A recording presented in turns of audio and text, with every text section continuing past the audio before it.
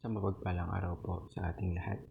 Ako po si Brian D. Mendoza at ito po ang aking daily devotion ngayong araw, September 16, 2025. Ngayong araw po ay ating tutuloy ating series which is a seminary edition. Specifically, ang topic po natin for this day is about soul sleep.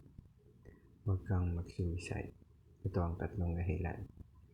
Para po sa araw na to, ang talata po natin ay magagaya sa 1 Thessalonians chapter 4 verses 13 to 15. Sabi po rito, basahin ko po. Believers who have died.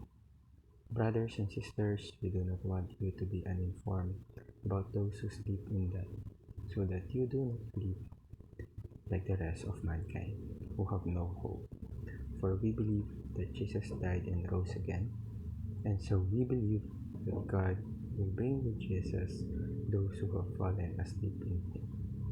According to the Lord's word, we tell you that we who are still alive, who are left until the coming of the Lord, will certainly not precede those who have fallen asleep. Na upang ating mas maunawaan kung ano ibig sabihin ng talata nito, at upang mas maintindihan natin ang ating devotion, ngayon po tayo po itadako sa ating mga teaching for today.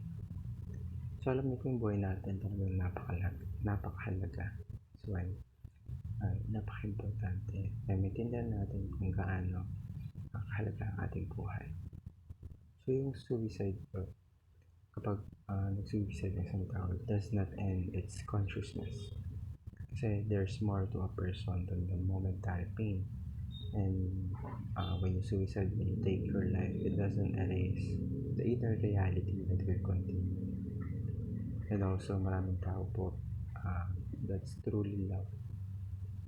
Maraming nagmamahal sa'yo, they truly love you and care for you. Even if it doesn't feel that way sa ngayon, mga family mo, yung friends mo, yung other people, sometimes nga yung mga unexpected people na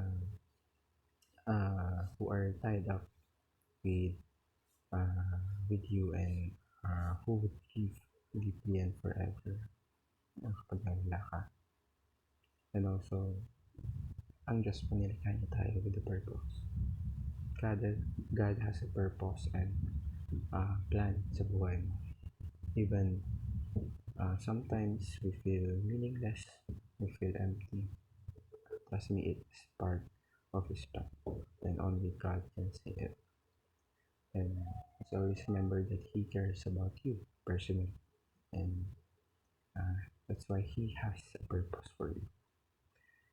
Tandaan po natin that we are not alone, and yung future natin is held in a loving God's hands.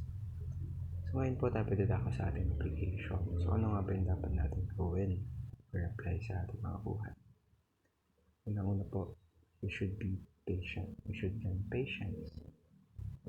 Let's hold on to the hope. Even when sometimes life is hard, even when it's hard to see the way up. Kasi yung paghintay po, it isn't possible. It's about trusting that God can work in ways that we don't understand. Also, tandaan po natin yung mga tao na mamahal sa atin. Our loved ones who care for us. So, when you feel down, let's call someone, let's send a message, or kahit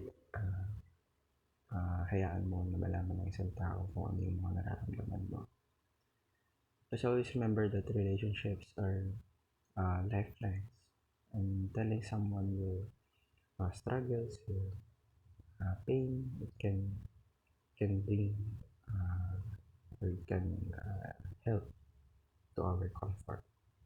And last but not least po, stay alive even when life doesn't make sense. Ano man yung mangyari sa buhay natin, let's always trust our Lord.